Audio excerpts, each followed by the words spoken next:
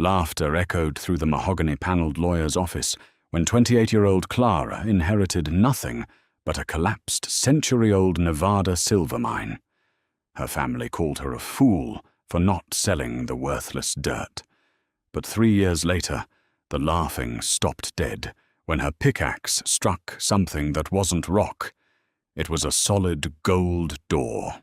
The reading of a will is supposed to be a solemn affair, but in the plush high-rise Seattle office of Hughes and Associates, it felt more like a roast, and Clara Caldwell was the main course.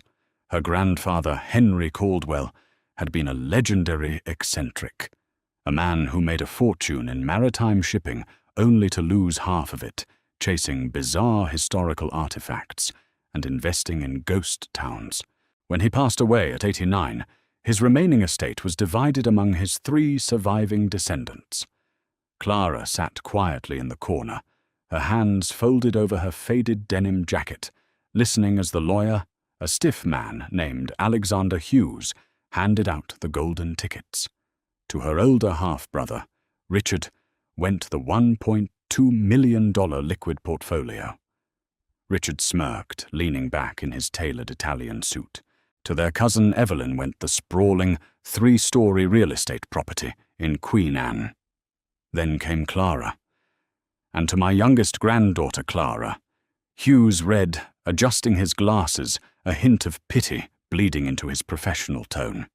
I leave the entirety of deed number 404-B, the Whispering Pines property located in Story County, Nevada, along with all mineral water and subterranean rights attached.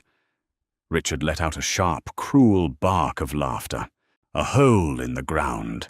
He left you a literal hole in the ground. Good Lord, Clara, at least you won't have to pay for a grave. Evelyn giggled behind her manicured hand. Isn't that the old silver mine that went bust in 1912? I think Grandpa bought it for taxes in the 90s, just so he could say he owned a mountain. Clara stared at the thick, yellowed envelope Hughes pushed across the polished oak table. She didn't cry. She didn't yell. She just reached out and took it. Inside wasn't just a deed. There was a small, leather-bound notebook. Her grandfather's handwriting covered the first page. They stopped digging too soon. Clara, the map is wrong. The fault line lied. Find the blind wall. Before Clara even made it to the elevator, her phone buzzed. It was an email from a man named Gregory Harrison, CEO of Harrison Development Corp. The message was incredibly brief and aggressively condescending. He was offering her $15,000 for the 40 acres of Nevada wasteland. He claimed he wanted it for a municipal landfill project. Take it, Richard sneered, stepping into the elevator beside her. 15 grand pays off your student loans, Clara. You work at a coffee shop. You don't know the first thing about real estate, let alone a condemned mine in the middle of nowhere. I'm not selling, Richard, Clara said quietly.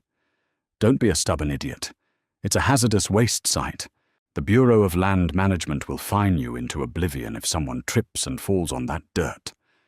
It's mine, and I'm keeping it. 2 weeks later, Clara packed her 2014 Honda Civic with every piece of clothing she owned, withdrew her life savings of $22,000, and drove down the 5 straight into the punishing heart of the Nevada desert. Whispering Pines was worse than Richard had described. It wasn't a mountain. It was a scar. Located 10 miles outside of Virginia City, the property consisted of 40 acres of dead scrub brush, blistering sun, and a massive, rotting wooden headframe that stood over a pitch-black vertical shaft. The ground was littered with rusted nails, oxidized tin cans, and the bleached bones of coyotes. Clara bought a beat-up 1978 Airstream trailer for $3,000 and parked it near the entrance. She had no running water, relying on plastic jugs she filled at a gas station 2 towns over. Her only ally was a grizzled 70-year-old retired surveyor named Alexander Pendleton. Alexander had owed her grandfather his life after Henry bailed him out of a massive gambling debt in the late 80s. "You're out of your mind, kid," Alexander said on the first day, spitting chewing tobacco into the dust as he looked at the crumbling mine entrance. "This is a widowmaker. The timber in there is rotten. The air is toxic. And even if you get down there, it's just rhyolite and quartz. The silver dried up before the Titanic sank." "Grandpa said they missed the secondary vein," Clara argued, holding up the leather diary. He tracked the seismic data in the 80s. "There's an anomaly at the 400-foot level. An eastern adit that isn't on the county maps." Alexander sighed, wiping sweat from his deeply lined forehead. "All right, but I'm telling you right now, 20 grand isn't going to buy you a mining empire. It's going to buy you a lot of broken drill bits and a bruised ego." For the next 8 months, Clara lived in a state of perpetual agony. She spent $10,000 securing the permits passing the MSHA Mine Safety and Health Administration inspections and renting a refurbished Atlas Copco jackleg drill and an old winch system. She hired 2 local brothers, Dave and Tommy, paying them daily in cash to help her and Alexander replace the rotting shoring timbers in the main shaft. It was brutal backbreaking work. Clara's hands, once soft from pouring lattes, became calloused and cracked, permanently stained with grey rock dust. She lost 15 pounds. Her days were spent breathing in the smell of cordite damp earth and diesel exhaust. And the town noticed. Virginia City was a place that thrived on gossip, and Clara Caldwell was the best joke they'd had in years. The local paper, the Story County Tribune, published a mocking editorial calling her operation Caldwell's Folly.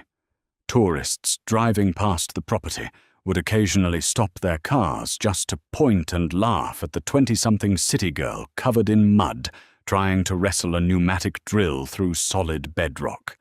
Gregory Harrison didn't just laugh, he escalated.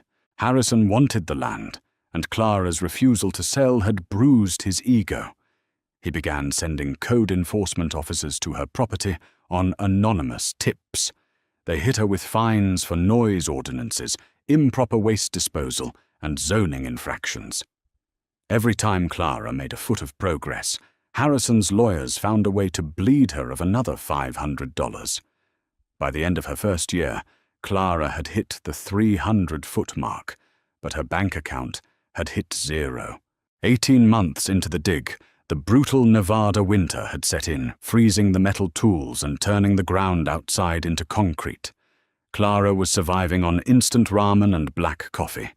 Dave and Tommy had quit 3 weeks prior when their Friday paychecks bounced. It was just Clara and Alexander left working by the dim yellow light of halogen work lamps, freezing in the damp belly of the earth. Then the ultimate betrayal arrived, in the form of a certified letter. Clara was sitting in her Airstream wrapped in 2 sleeping bags when a sheriff's deputy knocked on her door to serve the papers. She tore open the envelope, her frozen fingers clumsy. It was a notice of foreclosure. To fund the excavation and pay the mounting legal fines from Harrison's harassment, Clara had taken out a high-interest personal loan of $35,000 from a local credit union, using the property as collateral. But the paperwork in her hands wasn't from the bank. The debt had been bought. She stared at the name at the bottom of the page, Richard Caldwell. Her brother had bought her debt. Her phone buzzed a moment later. It was a text from Richard. "Harrison offered me $50,000 for the lien on the property. I'm taking it on Friday. You have 72 hours to pack up your little Airstream and go back to Seattle. I told you, Clara. You're a joke. Time to wake up." Clara dropped the phone. The air in the trailer felt too thin to breathe. Richard wasn't just laughing at her. He had actively conspired with Gregory Harrison to steal her grandfather's land. They were going to bulldoze the mine, pave over it, and turn it into a cheap industrial dumping ground. "Alexander!" Clara screamed, bursting out of the trailer into the freezing Nevada night. She ran to the small generator shed where the old man was trying to patch a frayed wire. Alexander, fire up the winch. We're going down. Clara, it's midnight. It's 10 degrees out here, and the generator is choking on bad diesel. We have 72 hours before the sheriff locks us out forever. She yelled, tears of pure, unadulterated rage cutting tracks through the soot on her cheeks. My brother sold me out to Harrison. If we don't find the Eastern Adit by Friday, I lose everything. Alexander looked at her, seeing the terrifying desperation in her eyes. He didn't argue. He just grabbed his hard hat. Get the dynamite. All of it. They descended to the 400-foot level in the rickety steel cage, the metal groaning in protest. This deep, the cold vanished, replaced by a suffocating stale warmth. The walls here were different. According to the geological surveys Harrison had cited to the public, this was solid granite. A dead end. But Grandpa Henry's diary had insisted there was a blind fault, a geological illusion hiding a natural cavern. With her last $300, Clara had secretly rented a state-of-the-art, ground-penetrating radar GPR unit. It was heavy awkward and designed for professional geology teams, not two desperate people in a crumbling mine. For 12 straight hours they scanned the eastern rock face. Nothing. Just solid, unforgiving rock. Clara's arms ached so badly she could barely lift the sensor. Her vision blurred. Defeat was a heavy, suffocating blanket settling over her shoulders. Richard was right. Harrison was right. She was a fool. Clara. Alexander croaked, his voice raw from the dust. He was staring at the small LCD screen of the radar monitor. Bring the sensor back. Down and to the left, near the floor. Clara dropped to her knees, sweeping the heavy device over the lower quadrant of the eastern wall. The screen beeped. A sharp, jagged red line spiked on the display. Then the screen went entirely black, save for a massive blue void perfectly centered in the data feed. Alexander took off his glasses, his hands trembling. That's impossible. Is it a vein? Clara gasped, her heart hammering against her ribs. No, Alexander whispered. A vein is jagged. It snakes through the rock. Clara, look at the edges of this void on the screen. They're perfectly straight. Nature doesn't make straight lines. There is a massive hollow space behind this rock, and it has right angles. Clara didn't hesitate. She grabbed the pneumatic drill and began boring holes into the rock face in a star pattern. The noise was deafening, shaking dust from the timber shoring above them. They only had 10 sticks of commercial dynamite left. It was a dangerous gamble. Too much explosive, and they would bring the entire mountain down on their heads, burying them alive. Too little, and they wouldn't breach the rock before the sheriff arrived on Friday morning. Set the charges, Clara ordered, her voice eerily calm. Alexander rigged the blasting caps, his weathered hands moving with practiced precision. They retreated 50 yards down the tunnel, hiding behind an old ore cart. Fire in the hole! Alexander yelled. He plunged the detonator. The explosion was catastrophic. The shockwave picked Clara off her feet and threw her hard into the dirt. A deafening roar tore through the tunnel, followed by a terrifying, prolonged sound of groaning earth. Rocks rained down from the ceiling. For a terrifying minute, Clara thought she had killed them both. The dust was so thick, it was like choking on flour. She coughed violently, grabbing her heavy maglite. Alexander, are you okay? I'm alive, the old man wheezed, shining his own light through the dense cloud. Let's see what you bought with your life savings, kid. They scrambled over the freshly blasted rubble, their boots slipping on the jagged scree. As the dust slowly began to settle, Clara shined her flashlight at the breached wall. She froze. The breath completely vanished from her lungs. The dynamite hadn't just blasted a hole in the rock. It had peeled away a layer of natural stone to reveal what had been hidden beneath it, for God only knew how long. It wasn't a silver vein. It wasn't natural rock. Rising from the rubble was a perfectly smooth, man-made wall of massive interlocking stone blocks. It looked like ancient masonry, resembling the precision of Incan or Egyptian architecture, but buried 400 feet beneath the Nevada desert. But that wasn't what made Clara drop her flashlight. Between the massive stone blocks, acting as mortar holding the ancient structure together, were thick, gleaming seams of a strange metal. Clara stepped forward in a trance, pulling off her heavy leather glove. She reached out and dragged her bare fingers across the metal seam. It was soft, and in the beam of the fallen flashlight, it burned with a brilliant, unmistakable yellow luster. It was pure, unrefined gold. Not a flake, not a nugget. Hundreds of pounds of it used simply as paste to hold the stones together. "Alexander," Clara whispered, her voice trembling so hard she could barely form the words. Through the massive, jagged hole, the dynamite had ripped through the center of the masonry wall. A strange, cool draft was blowing outward.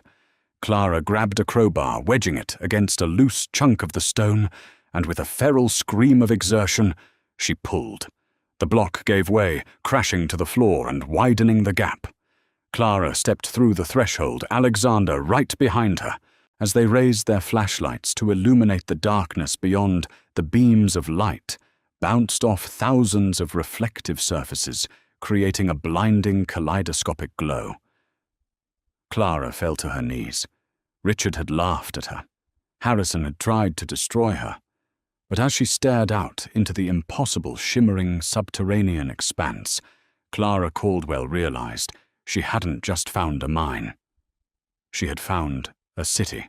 The beams of their flashlights trembled as they swept across a site that defied every law of modern geology and history. It was not a natural cavern. It was a sprawling subterranean plaza, easily the size of 3 football fields, carved directly into the bedrock. Massive, geometrically perfect pillars of polished black basalt stretched upward, supporting a vaulted ceiling that disappeared into the shadows. But it was the walls that stole Clara's breath. They were lined with towering, step-like structures resembling ancient ziggurats, all constructed from the same colossal stone blocks, and binding every single stone together was that blinding, unmistakable yellow metal. "Who built this?" Clara whispered, her voice echoing into the vast emptiness. "Alexander. This predates the Native American tribes in this region. This predates everything we know about North America." Alexander didn't answer. He was walking like a man in a trance toward the center of the plaza. As they moved deeper into the dead city, their boots kicking up dust that hadn't been disturbed in centuries, the true nature of the space began to reveal itself. This wasn't just an ancient ruin. It was a tomb that had been violently interrupted by modern men. Littered across the floor were the remains of 19th century mining equipment. Rusted pickaxes with decaying wooden handles, overturned iron ore carts, and a massive steam-powered winch that had completely seized with rust. Clara knelt beside a heavy iron-bound wooden crate that had split open, spilling its contents onto the stone floor. She picked up a heavy, soot-stained canvas bag. Inside were dozens of raw, unrefined gold ingots, but it was the stamp on the decaying crate that made Alexander's face go pale. Property of the Bank of California, 1874. Alexander read aloud, his voice cracking. He looked up at Clara, his eyes wide with a terrifying realization. "Clara, do you know your Nevada history? Do you know who ran the Comstock lode in the 1870s? William Sharon and William Ralston," Clara said, piecing it together from her grandfather's obsessive historical notes. "The bank ring tycoons. They monopolized the silver. They monopolized the world's wealth," Alexander corrected, pointing his flashlight toward a massive, riveted iron bulkhead door that had been built directly into one of the ancient archways, sealing off a deeper section of the city. In 1874, the United States was entirely dependent on the gold standard. If word got out that William Sharon had discovered an ancient underground metropolis made literally of thousands of tons of pure gold, what do you think would have happened? Clara's eyes widened. It would have tanked the global economy. Gold would have become as cheap and common as iron. Their entire banking empire would have collapsed overnight. Exactly, Alexander breathed. They didn't mine it. They couldn't. It was too much. They quietly murdered or paid off the miners who found it, blasted the upper tunnels, mapped a fake fault line, and buried the greatest archaeological discovery in human history to protect their stock portfolios. Clara looked around the shimmering cavern. Her grandfather had known. Henry Caldwell hadn't been a crazy eccentric, buying up worthless dirt. He had spent decades tracking the suppressed financial anomalies and geological cover-ups of the 1800s. He had found the back door to the tycoon's greatest secret. "Alexander," Clara said, her voice suddenly hardening into steel. She looked at her digital watch. It was 3 a.m. on Thursday. She had exactly 27 hours before Richard and Harrison arrived with the sheriff to steal her grandfather's legacy. "Help me load the truck. We aren't just saving the mine. We're going to break them." For the next 6 hours, running entirely on adrenaline, Clara and Alexander hauled over 200 pounds of the loose 1874 stamped gold ingots up the creaking winch cage to the surface. It was a fraction of a percent of what lay below, but it was enough to wage war. By noon, Clara's battered Honda Civic was tearing down the highway toward Reno, the trunk sagging heavily under the weight of the bullion. She bypassed the local pawn shops and standard assayers. Instead, Clara drove straight to the heavily fortified glass-fronted offices of the Benton and Hayes Sovereign Wealth Depository, an elite private banking and assay firm that handled international mining conglomerates. When the receptionist tried to turn away, the dust-covered, exhausted woman in work boots, Clara simply unzipped a heavy canvas duffel bag and dropped a 10-pound ancient gold ingot onto the marble front desk. The massive thud cracked the glass counter. "I need your chief assayer," Clara said coldly. "Now." Within 20 minutes, Clara was sitting in a secure, steel-walled boardroom with David Benton himself. The older man was staring through a jeweler's loupe at the gold, visibly sweating. "The purity is staggering," Benton stammered, wiping his brow. "And the stamps, this is Comstock-era Bank of California. Historians claim these molds were destroyed in a fire in 1875. Miss Caldwell, where on earth did you get this?"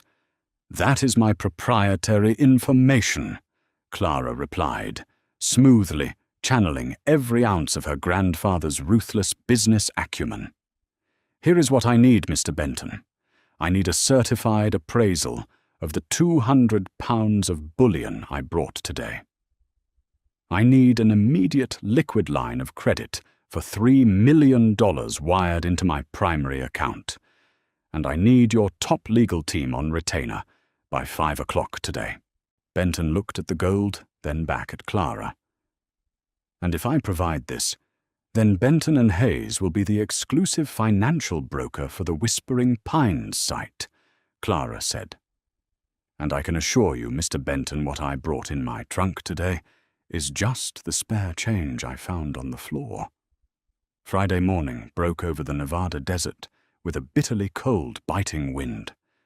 At exactly 7 a.m., a sleek black Mercedes G-Wagon crunched down the dirt access road toward the Whispering Pines mine. Behind it followed a white Story County Sheriff's cruiser. Gregory Harrison stepped out of the Mercedes, adjusting the cuffs of his bespoke camel hair overcoat. He looked around the desolate, junk-strewn property with a look of supreme disgust. Richard stepped out of the passenger side, shivering in the cold, holding a leather briefcase containing the foreclosure documents. I can't wait to bulldoze that pathetic airstream. Harrison sneered, lighting a thick cigar. Did you bring the eviction notices? Right here, Richard smiled. Let's get this over with. The idiot is probably crying inside. Sheriff Miller, a sturdy man who looked like he hated being dragged into corporate disputes, unbuckled his radio and walked toward the trailer. Miss Caldwell, this is the sheriff's department. I need you to step outside, please. The door to the airstream swung open. Clara stepped out, but she wasn't crying. She wasn't wearing her soot-stained denim jacket. She was dressed in a sharp, tailored black wool trench coat, holding a steaming mug of coffee. She looked well-rested, immaculate, and utterly terrifying. Good morning, Sheriff. Clara smiled warmly. What can I do for you? Cut the act. Clara. Richard snapped, marching forward. You defaulted on the lien. I own the debt. Harrison owns the land. You have 30 minutes to get your things and get off my property. Your property? Clara raised an eyebrow. She reached into her coat pocket and pulled out her phone. That's strange, Richard, because at exactly 6:01 a.m. this morning, my bank wired $42,500 to the county clerk, paying off the loan, the accrued interest, and the early termination penalty in full. The lien is dissolved. Richard froze. Harrison stopped, puffing his cigar. That's impossible. Richard stammered, his face draining of color. You don't have 40 grand. You're completely broke. Sheriff, she's lying. Sheriff Miller checked his radio, muttered a few codes to dispatch, and waited. A moment later, his radio crackled, confirming Sheriff. The Caldwell lien at Whispering Pines was discharged this morning. Title is free and clear under Clara Caldwell. Harrison's face twisted into a mask of pure rage. He threw his cigar into the dirt. Where did you get the money, you little brat? Did you find some stupid venture capitalist to back a dead mine? It doesn't matter. I have a court order from the EPA. This site is structurally condemned. If you don't sell to me, I'll have the feds lock you in litigation until you're 50. You're right, Mr. Harrison. The federal government is very involved, Clara said, taking a slow sip of her coffee. Right on cue, 3 heavy-duty black SUVs with federal government plates turned off the highway and came roaring down the dirt road, kicking up a massive cloud of dust. They slammed to a halt behind Harrison's Mercedes. 6 men and women in tactical windbreakers stepped out. The letters on their backs read, Department of Interior, Antiquities Division. Behind them, 2 massive flatbed trucks, carrying heavy modular steel fencing and high-tech security checkpoints, began to roll onto the property. What the hell is this? Harrison yelled, stepping back. This, Clara said, stepping off the porch of her Airstream, is the United States government stepping in to protect a newly designated Class 1 Federal Archaeological Heritage Site. Clara walked slowly toward her brother and the corrupt developer, savoring every single step. You see, Richard, she said smoothly, Grandpa Henry didn't leave me a hole in the ground. He left me the largest unbroken reserve of 19th-century refined bullion and ancient unclassified subterranean architecture on the North American continent. The Smithsonian is flying out a team of archaeologists tonight. Benton and Hayes Banking just underwrote my mining rights for an initial valuation of $3 billion. Richard's briefcase slipped from his hand, hitting the dirt with a pathetic thud. His jaw unhinged. He looked like he was going to vomit. $3 billion. Richard choked out, his knees visibly shaking. Harrison's arrogance entirely evaporated. Clara, wait, he said, his voice suddenly adopting a sickeningly desperate, placating tone. Listen, we got off on the wrong foot. You need developers. You need infrastructure to manage a site this big. Harrison Corp can build the access roads. Harrison Corp is currently under investigation, Clara interrupted, flashing a razor-sharp smile. When I registered the site, I also handed my lawyers every single piece of correspondence you sent me, proving you attempted to artificially condemn an asset of vital national historic interest to commit real estate fraud. The FBI field office in Las Vegas is executing a warrant on your corporate servers right now." Harrison turned ashen. He looked at the federal agents fanning out across the property, then looked at his Mercedes, as if contemplating making a run for it. Clara turned to her brother, who was staring at her with wide, wet, pleading eyes. "Clara, please," Richard whispered, his voice cracking. "I'm your brother. We're blood. Grandpa would have wanted us to share this. I can help you manage the estate." Clara reached into her pocket. She pulled out a single tarnished silver dime she had found in the dirt on her very first day. She tossed it through the air. It hit Richard squarely in the chest and fell into the dust at his feet. "There's your inheritance, Richard," Clara said, turning her back on him and walking back toward the mine entrance, where Alexander was waiting with a triumphant grin. "Don't let the gate hit you on the way out." What started as a cruel family joke turned into the greatest archaeological and financial discovery of the century. Clara's unwavering belief in her grandfather's diary proved that sometimes the biggest treasures are hidden right behind the walls of our own doubts. Have you ever trusted your gut when everyone else told you you were totally crazy? Let us know your thoughts in the comments below. If you loved this real-life treasure hunt, smash that like button, share this video, and subscribe for more.